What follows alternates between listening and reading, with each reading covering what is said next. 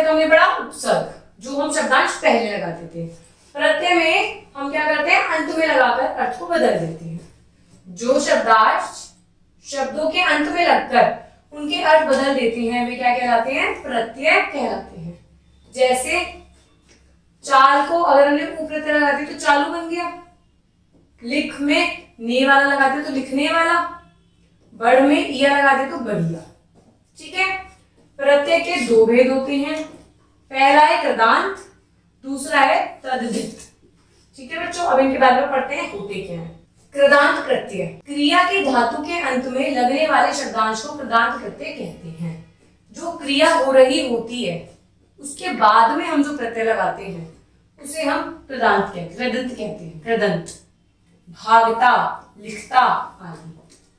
कृदंत प्रत्यय के 5 प्रकार होते हैं, कर्तवाचक, कर्मवाचक, भाववाचक और आगे भी पढ़ेंगे।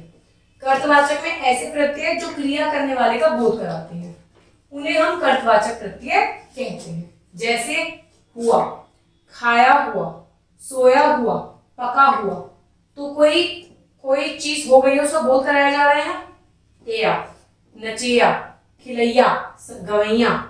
सार, मिलनसार, चलनसार। लू, झगड़ालू, चालू। वाला, पढ़ने वाला, लिखने वाला, भागने वाला। तो क्या हो रहा है, क्रिया, जो क्रिया कर रहा है उसका बोध हो रहा है, तो हो गया कर्तवाचक प्रत्यय। नेक्स्ट आता है आपका कर्मवाचक प्रत्यय। वे कृदंत जो सकर्मक क्रिया के सामान्य भूत में हुआ या हुई लगने से बने उन्हें कर्मवाचक प्रत्यय कहलाते हैं। ना, नी, खोनू, सुनूना, खोना, सुनना आदि। जब शब्द के बाद में वो शब्द भूतकाल में होना समझ में आता है और लास्ट में उसके ना लगा हुआ। भाववाचक में ये प्रत्यय भाववाचक संज्ञा का काम करते हैं और क्रिया के अंत में आ, आई, आन, आ, त, ती, न, नी, पन, र आदि लगाकर बनते हैं। जैसे आई, लड़ाई, सुनाई, पढ़ाई, एक भाव हो गया। आओ, चढ़ाव, लिखाव, बहाव। आन, लगान, उड़ान, ढलान। आवट, लिखावट, बनावट, दिखावट। ई, बोली, खेती, हंसी।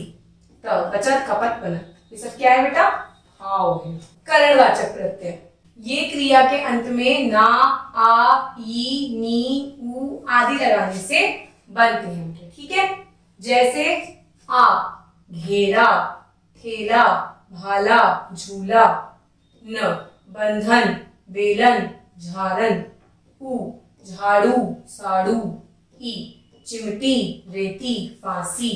तो लास्ट में क्या लगा बेटा, इसमें ई लगा। क्रियावाचक इन प्रत्ययों से क्रिया के अर्थ का ज्ञान होता है कि क्या क्रिया हो रही है। पढ़ता हुआ, हंसता हुआ, सोता हुआ आदि। तद्धित प्रत्यय ऐसे प्रत्यय जो संज्ञा, सर्वनाम या विशेषण के अंत में लगकर नए शब्द की रचना करते हैं उन्हें हम तद्धित प्रत्यय कहते हैं। जैसे ये भी बेटा 5 ही होते हैं टोटल।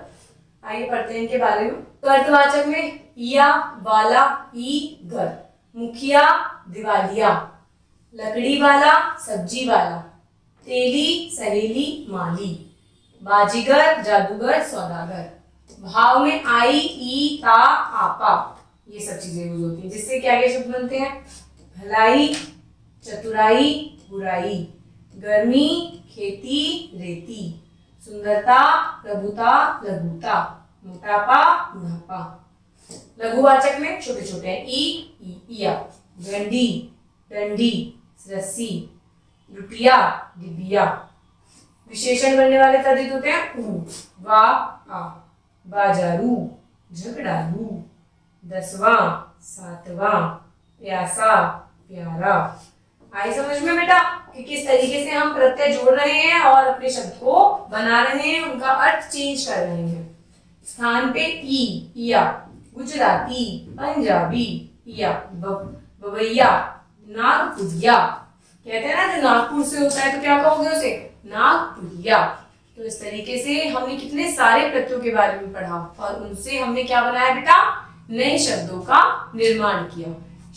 शब्द के अंत में जो शब्दांश लगकर अर्थ बनाता है उसे हम प्रत्यय कहते हैं।